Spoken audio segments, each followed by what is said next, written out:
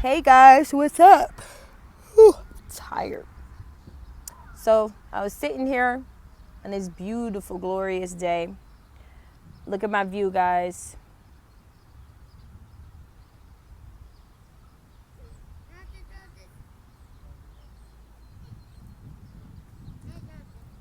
So I thought that maybe I could share with you guys how me and my husband Dave actually met each other.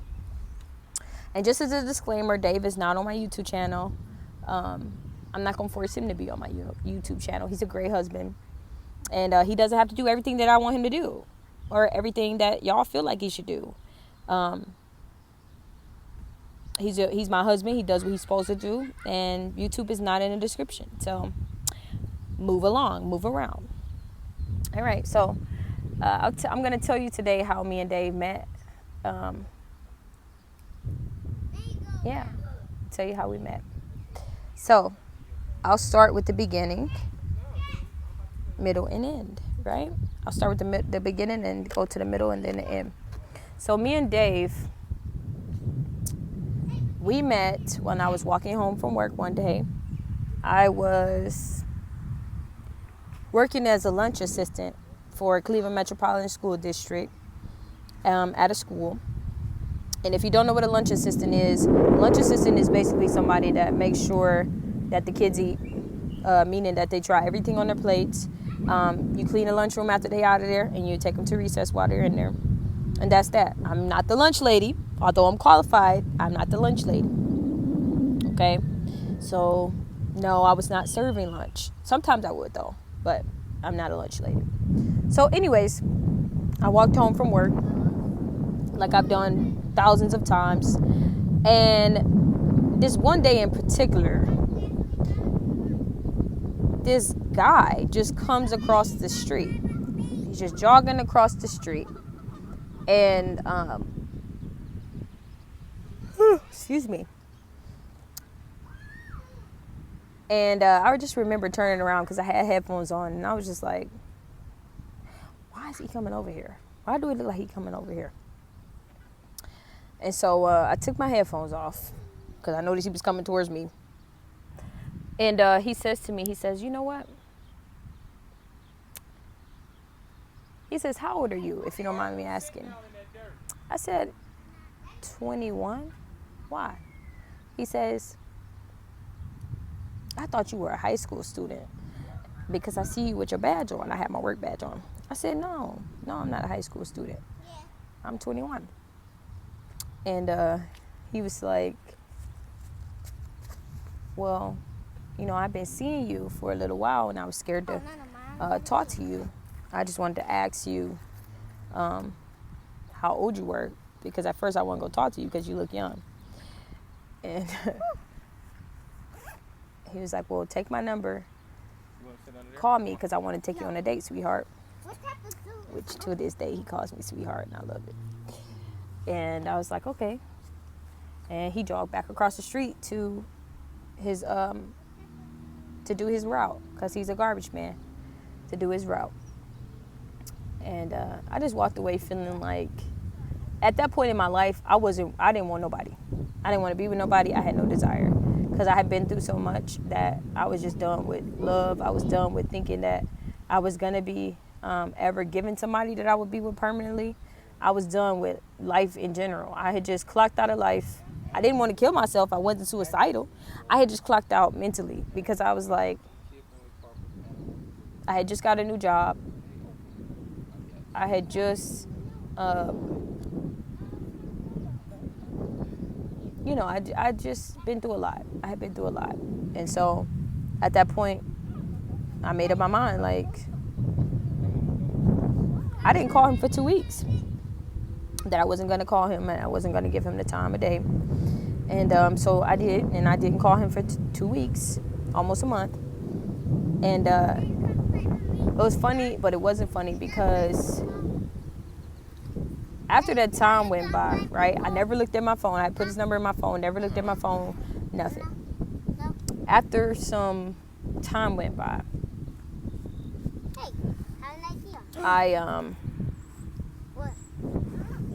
I think I was either walking to work again or I was walking from work. This was almost like a month later. And he was on the route. He was on his route again. And it's funny how God works, because Dave was going to be assigned to another route. He was going to be assigned to another area that he was going to work on. He was no longer going to be assigned to my area.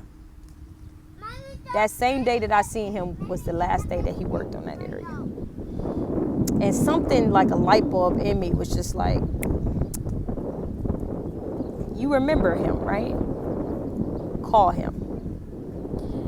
And I waved at him and he waved at me, and I kept going to work. When I got home that night, I called him. I sent him a text message, and he didn't know who I was, and I texted him my name. And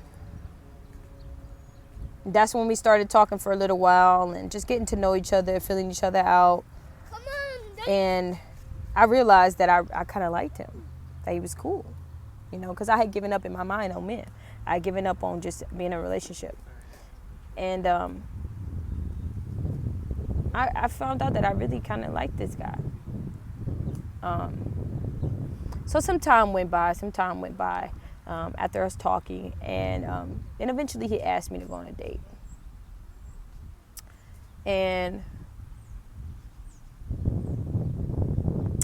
I went on a date with him. Our first date was at Make Believe. And it's funny because our children, why are these ants over here?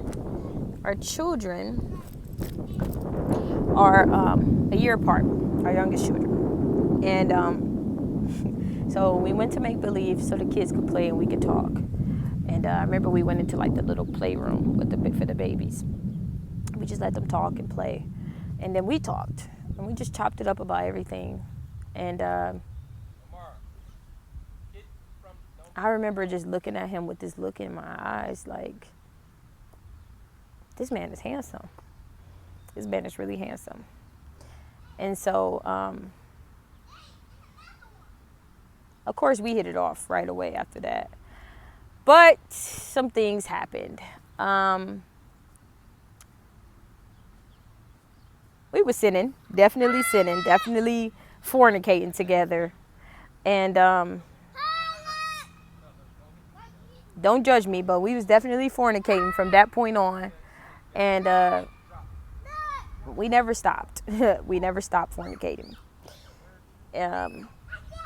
We was in love with each other. We fell in love with each other. We still are in love with each other, very much so. But at that point, we were just in love with each other. And there was nothing that could separate us from each other. We were just in love with each other. And I hadn't been with anybody in a while that I felt like I could trust, or that I could put my arm down, that I could give my all to. And so Dave was the first man that I felt like might have been the one, But then I was like, nah, I done did a lot of bad stuff in my life. God ain't gonna bless me when he should be cursing me, But that wasn't his plan. And sometimes we feel like we don't deserve things. That's the right mindset to have. But don't keep beating yourself up about something that God forgave. You're supposed to repent, change your mindset, change your ways, and do what God asked you to do. Therefore, you won't be feeling the guilt of the past things that you've done. You'll be able to move on, right? So I was able to finally accept the fact that I was falling for this man. And like I said, we were fornicating, definitely fornicating. This could help anybody out there, but we were definitely fornicating way before we got married. And at times it put some strains on us because we both know who God is. God is our master, the only true living God, and the only real God who existed eons ago and still exists today. And so David, being from a very spiritually inclined background, and me knowing who God is, and a word-based background for me, we knew better. We knew better. And they say if you know better, you do better. But we didn't do better. We knew better, but we didn't do better. So we were still fornicating, still, you know, sinning, living in sin. And something in me, and this is not to make my husband look bad, because I'm pretty sure he was thinking this too. Something in me was like, this ain't right. Like, you know who God is. You steady teaching me this, but we got to do it now. We got to do this now. And believe it or not, this went on for a whole 6 months until we finally just was like I was just like, I did the typical woman move on him. I was like, where is we going? Are we getting married? Are we going to talk about marriage? Is that where your head is at? And he's been married before. And so he'd been there, done that. And he's been burned by a lot of women, you know, so he already had these past experiences, and I had been burned by a lot of guys too. So I already had that experience of just going through the motions with different guys and stuff never really working out, either because of me or because of them, or just God separating me from them and preparing me for my husband that I have now. And so we started talking about being married and marriage. And, there was a couple times where Dave was like, don't pressure me.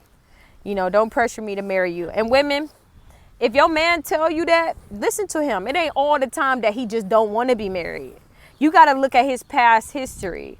If he's already been there, done that, right? Or he's already been burned by a lot of people, you got to give him time, okay, to be at the point where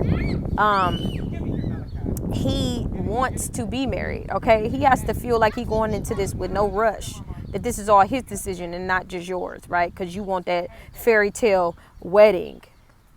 And that ain't always what it's cracked up to be, because people have $30,000 weddings and get divorced in a year or divorced in 2 months. And I've seen that happen. So what's the point in wanting that fairy tale wedding when you should be wanting for your marriage to work? Sip on that tea because it's piping hot. I just think that, at that time we had talks about it. He told me like, hey, don't pressure me. I want to be, basically he had to ask God, was I the one for him? And I had to ask God, if he ain't the one, remove him. Even in the midst of us fornicating and doing crazy stuff, God was still working on our hearts. He's still working on us. And trust me, we got into many arguments because there were some things there. There were some things in my heart and some actions that I had to get rid of because they would ruin my relationship. And so, yeah, that was kind of how that went. And so eventually we decided to not just talk about it, but actually start to like put in. Yeah, because there's ants everywhere. But to actually start, there's an ant on me. To start thinking about when we were going to get married and,